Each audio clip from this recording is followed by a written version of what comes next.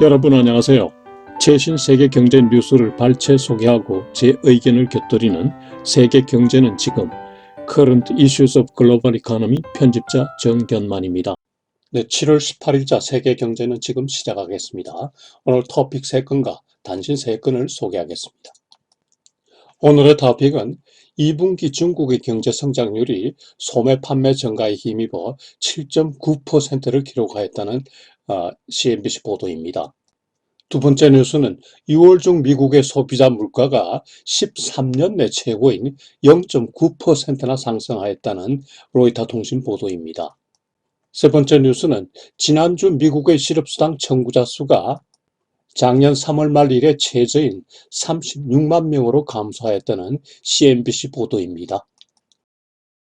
네, 오늘 또 단신 3건을 올렸는데요. 첫 번째 단신은 세계 코로나 바이러스 발병 및 백신 접종 현황입니다.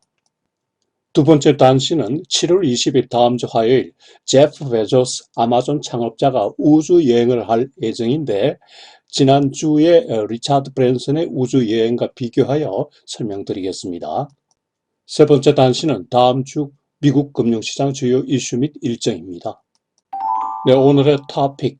China's GDP grew 7.9% in second quarter. Retail sales beat expectations. CNBC 보도 보시죠. 2분기 중국의 국내 총생산이 전년 동기 대비 7.9% 기록하였다는 소식입니다. 예상 8.1%를 소폭하여야 했지만은 전분기 대비로 1.3%나 상승한 견조한 성장세를 유지하였습니다. 부문별로 보면은 소매 판매가 6월 중에 12.1%나 증가하였고요. 산업 생산은 2분기 중에 8.3%나 증가했습니다. 참고로 중국의 경제 성장률 추이를 표로 올렸는데요. 팬데믹이 극심했던 작년 1분기에 마이너스 6.8% 역성장을 하였지만은 그 이후부터 계속 빠르게 회복하고 있음을 보여주고 있습니다. 최근 중국 경제당국은 정책 변화의 움직임을 보이고 있는데요. 약간의 긴축 완화가 감지되고 있습니다. 은행 지준율을 0.5%포인트 인하해서 15일부터 시행하고 있는데요. 이를 통해서 1조 위안 자금의 공급 효과가 있습니다. 그리고 국제 상품 가격 급등으로 피해를 입은 생산업체에 대해서 지원도 하였습니다. 그런데 지난 6월 중에 수출이 32.2%나 급증하였네요. 6월 중 국내 소매 판매 호조와 수출의 급증으로 긴축 완화 정책이 오래가지 않을 수 있다는 짐작이 가는군요. 네, 오늘 두 번째 뉴스. US consumer prices post largest gain in 13 years. Inflation has likely peaked. 로이터 통신 보시죠. 6월 중에 미국의 소비자 물가가 0.9%나 상승하였는데요. 전년 동기 대비 6.4% 상승한 것입니다. 이는 2008년 이래 최고 상승률입니다. 5월에 0.6% 상승, 그리고 월가 예상 0.5% 상승을 크게 상회하는 것입니다. 음식과 에너지를 제외한 핵심 물가 코어 CPI도 0.9% 상승하였습니다. 전년 동기 대비로 4.5% 상승한 것입니다. 6월 중 물가 급등에는 단기적 요인이 많았는데요. 특히 중고차 가격이 10.5%나 상승하였습니다. 소비자 물가 상승분의 3분의 1 비중을 차지하네요. 차량용 반도체 부품 등 공급망 문제가 많이 작용하였고요. 경제 봉쇄 완화로 여행과 식당 이용이 크게 증가했기 때문입니다. 단기적 요인 외에 근본적인 물가 상승 요인도 있는데요. 경제 봉쇄 완화로 민간 소비 지출이 크게 확대되고 있고, 그리고 통화 정책도 완화적인 정책이 지속되고 있습니다. 0 내지 0.25%의 중앙은행 정책금리, 그리고 매월 국채 800억 불, Mortgage-backed security 400억 불을 사들이고 있습니다. 여기에다 확장적 재정 정책이 가세하고 있죠. 작년 3월 이래 미국은 약 6조 달러 구제 자금을 방출하였습니다. 6월 중에 0.9%라는 겁나는 물가 상승을 기록하였지만은, 그러나 연준과 다수 이코노미스트들은 이게 일시적 현상으로 판단하고 있습니다. 일시적 현상이라고 판단하는 근거는 최근 물가 급등 품목들 대부분이 일시적인 공급망 문제와 관련된다는 거죠. 예를 들면은 중고차 가격이 급등하였는데 이는 반도체 공급 부족으로 신차 공급이 부족했기 때문이라는 거고, 그리고 주택건설 호조로 목재 가격이 급등하였지만은 최근에 반락 중이라는 것도 일시적 공급망 문제와 관련된다는 겁니다. 제롬 파월 연준 의장은 지난 수요일 국회에서 일시적 물가 상승이라는 일관된 견해를 보고하였죠. 지난주 중반 주가는 기업 실적이 대폭 호전된 것으로 나타났기 때문에 물가 상승 압력이 있음에도 주가는 중립적이었습니다. 그러나 주말에는 많이 하락하였죠. 미국의 물가 상승과 관련해서 제 생각을 말씀드리면요. 최근 물가 급등 종목을 보면 대부분 공급망 문제로 인한 일시적 현상이라는 주장이 타당성이 어느 정도 인정됩니다. 그러나 현 물가 상승 저변에는 수요 견인, 디맨드 풀과 비용 압박, 코스트 푸시 요인이 함께 작용하고 있음을 쉽게 생각해서는 안 될 것 같습니다. 장기적인 물가 상승, 즉 인플레이션으로 이어질 가능성이 높다는 거죠. 22일경 발표될 것으로 예상되는 6월 중 PC 개인 소비 지출 물가 지수가 초미의 관심입니다. 물가 통계 중에 연준이 가장 중요하게 생각하는 물가 지수 통계이기 때문입니다. 5월 중 PC가 3.4% 상승하여서 지난 1992년 4월 이래 최고 상승이었는데요. 6월 중 지수도 초미의 관심인 거죠. 현재 디맨드 풀과 코스트 푸시 양면에서 인플레이션 압력이 가중되고 있음에 비추어서 연준의 통화 정책이 점진적 긴축 기조로 다소 빨리 이전되지 않을까 생각이 듭니다. 현재 물가가 연준의 탄력적 타겟 레이트인 2%를 크게 상회하기 때문에 연준이 조만간 테이퍼링 그리고 오퍼레이션 트위스트, 나아가 금리 인상까지도 다소 빨리 실시할 가능성이 높다는 생각입니다. 네, 오늘 세 번째 뉴스. Jobless claims hit new pandemic low while New York manufacturing notches record high. CNBC 보도 보시죠. 지난주 미국의 실업수당 청구자 수가 36만 명으로 감소세를 지속하였는데요. 이는 팬데믹 이래 최저 수준입니다.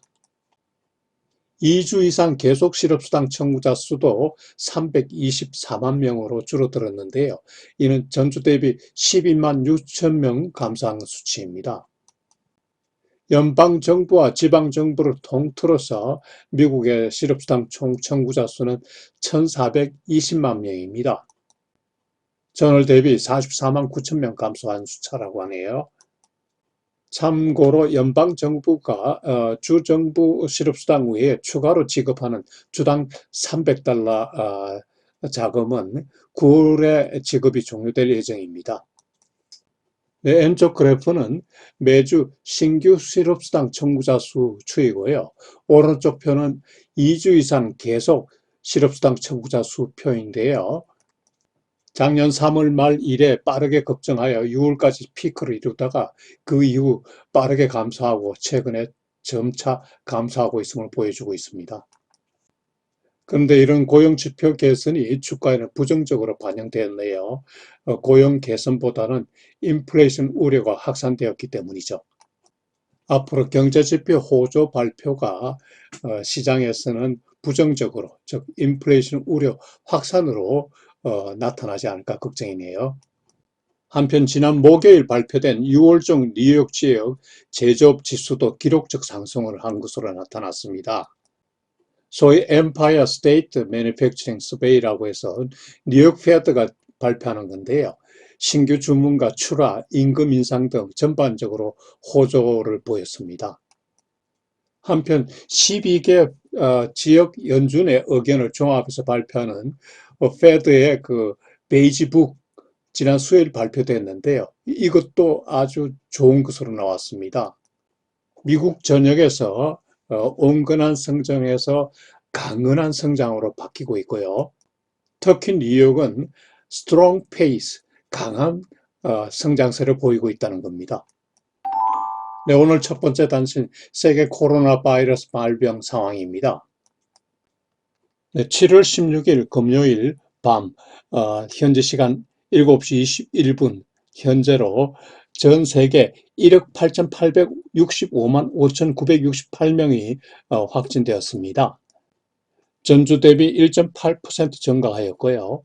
사망자 수는 406만 7,517명으로 전주와 같은 1.4% 증가했습니다. 전 세계 백신 접종자 수는 34억 227만 5,866명으로 전주 대비 10.5% 증가했습니다. 확진자 증가세가 1.6%에서 1.8%로 상승하였는데요. 델타 바이러스 감염이 확대되었기 때문입니다. 전 세계 신규 발병자 중에 델타 바이러스 비중이 50%를 넘어가고 있다고 하네요. 한국도 델타 바이러스 확산에 대비해야겠습니다. 백신 바이러스 접종은 전주 대비 10.5% 증가했습니다. 국가별 확진자 순위는 변동이 없습니다.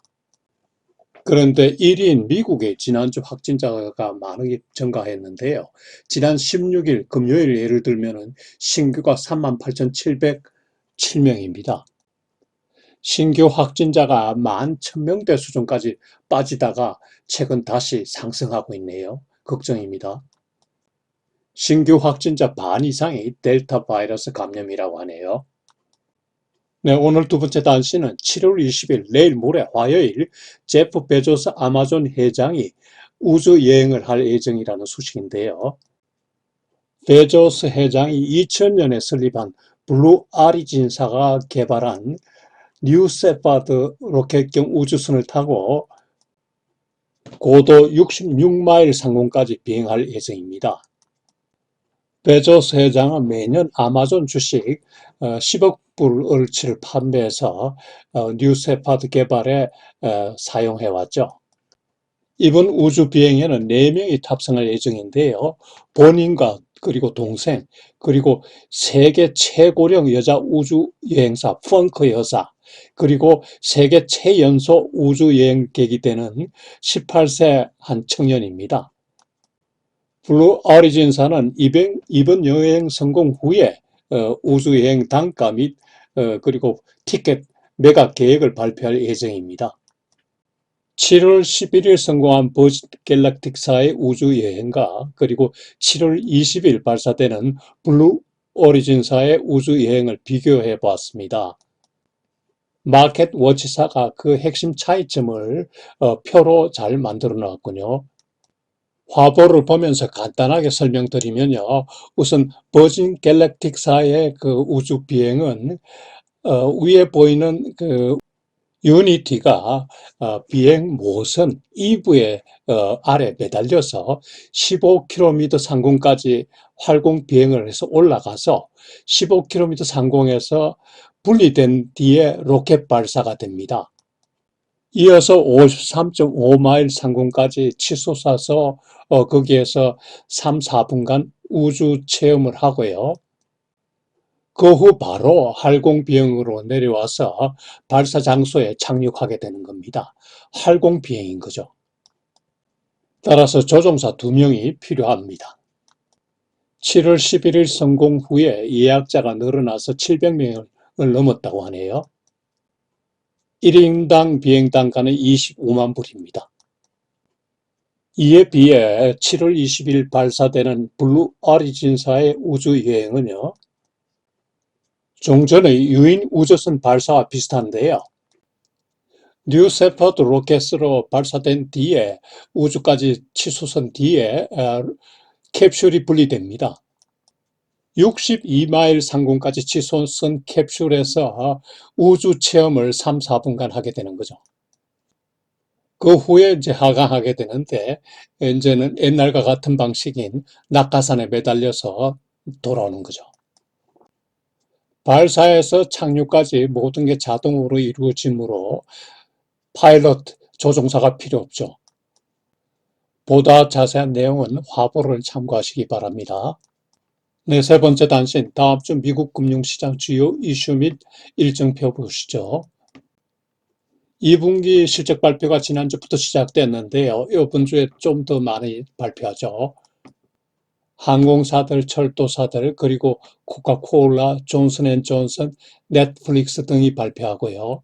그리고 경제지표 발표는 다음 주에 별로 없습니다.